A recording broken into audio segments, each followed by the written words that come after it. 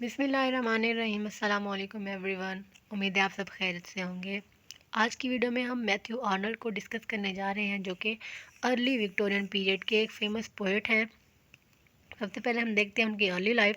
Matthew Arnold was an English poet and cultural critic. Matthew Arnold English poet और cultural critic थे, जिन्होंने as an inspector schools काम किया था, और वो थॉमस आर्नल्ड के बेटे थे, और रगबाय स्कूल के सेलिब्रेटेड मास्टर भी उनको कहा जाता है, और ग्रेटेस्ट पोएट थे इंग्लिश के अर्ली विक्टोरियन पीरियड के।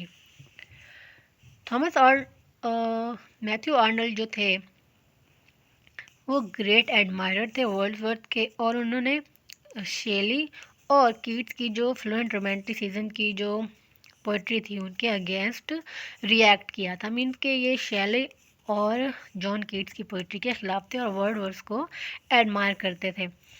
ही वॉज इन्फ्लुएंस्ड बाय विर्गिल और थॉमस कार्लाइल से ये बहुत ज़्यादा इम्प्रेस थे। इनके जो मेजर वर्क्स हैं वो दी स्ट्रेट रिवेलर, और जो दूसरी पोएम थी 1849 में जो उन्होंने लिखी थी, और इम्पडोकल्स ऑन एतना, और जो दूसरी पोएम थी जो 1852 में उन्होंने लिखी थी Sohrab and Rustum, the scholar gipsy, Thyrsis जो कि एक एलिजी है क्लो के ऊपर, डॉवर बीच जो कि एक रिलीजियस एटीट्यूड है एज ऑफ डाउट में, क्योंकि जो विक्टोरियन एज है उसको एज ऑफ डाउट भी कहा जा सकता है। The fine summer night, the memorial verses is an elegy for Wordsworth. ये इनके इम्पोर्टेंट वर्क्स थे मैथ्यू आर्नल्ड के। अब हम देखते हैं कि मैथ्यू आर्नल्ड का पोइट्री के बारे में क्या ख्याल था। Poetry according to Matthew is simply the most delight and perfect form of utterances that human words can reach. कि जो पोइट्री है वो डिलाइटफुल और परफेक्ट फॉर्म है जो चीज़ इंसान बोलते हैं। Style of poetry, his style of poetry explored isolation and conflict. उनका जो स्टाइल ऑफ पोइट्री है वो आइसोलेशन को एक्सप्लोर करता है, जो कॉन्फ्लिक्ट है डार्क एंड डिफ़िकल्ट वर्ल्ड के साथ उसको पोर्ट्रे करते हैं। उनकी जो थीम्स थी उनमें वो loneliness and isolation, classical ideas and characters, the flaws of modern life, इस चीज़ को उन्होंने प्रेजेंट किया है अपने पोइट्री के अंदर। His style is perfectly lucid, easy and rhythmical and not without a certain elegance and distinction. उनका जो स्टाइल है वो easy to understand है, रिदम पाया जाता है, और lucid स्टाइल है उनका, जो मैथ्यू आर्नल्ड का पोइट्री का स्टाइल है। थियोलॉजिकल थीम्स, अब हम देखते हैं। He also road freely upon theological and political themes. उन्होंने पोलिटिकल और थियोलॉजिकल थीम्स के ऊपर लिखा है, और करेक्टनेस पे ज़्यादा एम्फिसाइज करते हैं वो पोइट्री के अंदर। A scheme of literature which picks and chooses according to standards and systems as against one which gives the preference to original music and representation. अब हम देखते हैं Matthew Arnold as a critic कैसे थे। Arnold एक great critic थे poetry के, और वो पोइट्री को प्लेन एंड सिवियर चाहते थे कि जो पोइट्री है वो सिंपल होनी चाहिए, प्लेन होनी चाहिए, इजी टू अंडरस्टैंड होनी चाहिए। उनके according poetry is an art which must give aesthetic player. कि जो पोइट्री है वो एक आर्ट है जो कि एस्थेटिक प्लेयर, जो कि एक सेटिस्फेक्शन दे इंसान को।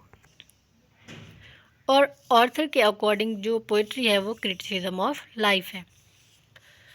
Next, a wonderful charm, though Arnold's poetry does not possess the merit of the poetry of Tennyson and Browning, when it is at its best, it has wonderful charm. His poetry is on the whole plain and prosaic. हालांकि जो Matthew Arnold की poetry उनको हम Alfred Tennyson और Robert browning की poetry के standard के according नहीं प्रेफर कर सकते, बट जो उनकी पोइट्री उसके अंदर एक वंडरफुल चार्म है। उनकी पोइट्री जो है प्लेन और प्रोजाइक है, जो कि अपने आप में ही एक इम्पॉर्टेंट कैरेक्टरिस्टिक है। अब हम देखते हैं कि कॉन्फ्लिक्ट क्या पाया जाता है उनकी पोइट्री के अंदर। Most of the poetry of Arnold gives expression to the conflict of the age between spontaneity और डिसिप्लिन के अंदर कॉन्फ्लिक्ट पाया जाता है उनकी पोइट्री में। इमोशन एंड रीज़न के दरमियान, फेट एंड स्केप्टिसिज्म के दरमियान जो कॉन्फ्लिक्ट है वो पाया जाता है मैथ्यू आर्नल्ड की पोइट्री में। Distressed by the age, being distressed by the unfaith, disintegration, complexity and melancholy of his time, Arnold longed for primitive faith, wholeness, simplicity and happiness. जो मैथ्यू आर्नल्ड थे वो भी थॉमस हार्डी की तरह अपनी as से बहुत डिससेटिस्फाइड थे, क्योंकि उनकी एज में डिसइंटीग्रेशन थी, कम्प्लेक्सिटी थी, मेलनकली थी और अनफेथ थी, और वो प्रिमिटिव फेथ, होलनेस और सिंप्लिसिटी और हैप्पीनेस चाहते थे अपनी लाइफ में और अपनी एज में। This melancholic note is present throughout his poetry. अब पोएट्री के बारे में उनका क्या व्यू था। जो मैथ्यू आर्नल्ड थे वो पोइट्री को क्रिटिसिज्म ऑफ लाइफ कंसिडर करते थे। और उनकी जो फेमस पोएम है द स्टडी ऑफ पोइट्री, एक क्रिटिकल पीस है उनका, ये सजेस्ट करती है कि जो पोएम है वो ह्यूमन लाइफ को एनालाइज करती है और क्लियर कट कमेंट्री देती है ह्यूमन लाइफ के ऊपर। नेक्स्ट है हाई सीरियसनेस। जो मैथ्यू आर्नल्ड की पोइट्री है उसमें हाई सीरियसनेस है, उसमें हमें कोई कॉमिक इफ़ेक्ट नहीं देखने को मिलता, कोई कॉमिक जो डायलॉग है या जो कॉमिक लाइन है वो नहीं देखने को मिलती, और हाई सीरियसनेस पाई जाती है उनकी पोइट्री में, जो कि हम होमर, डेंटे और शेक्सपियर की जो वर्क्स हैं या पोइट्री है उसमें देखते हैं। नेक्स्ट ये अब एक स्केच बना हुआ है जिसके अंदर हम Matthew Arnold as a Victorian poet को हम इजीली अंडरस्टैंड कर सकते हैं। मैथ्यू आर्नल्ड जो है वो पोइट हैं विक्टोरियन एज के। सेकंड है ग्रेट एडमायरर हैं रोमांटिक पोइट के जो कि वर्ड्सवर्थ थे और सन थॉमस आर्नल्ड के बेटे हैं। और कल्चरल क्रिटिक हैं, पोइट्री को as a criticism of life consider करते हैं थॉमस मैथ्यू आर्नल्ड। और मैथ्यू आर्नल्ड जो थे वो एक रोमांटिसिज्म के अगेंस्ट थे, जैसे शैले हो गया और जो जॉन कीट्स उनकी पोइट्री के अगेंस्ट थे, लेकिन जो वर्ड्सवर्थ थे उनकी पोइट्री को वो एडमायर करते थे। In short, Matthew Arnold is the great poet and poetic critic of the Victorian age, and he was the great admirer of William Wordsworth. जो मैथ्यू आर्नल्ड थे वो ग्रेटेस्ट पोइट थे और पोएटिक क्रिटिक है Victorian age के, और William Wordsworth को वो एडमायर करते थे।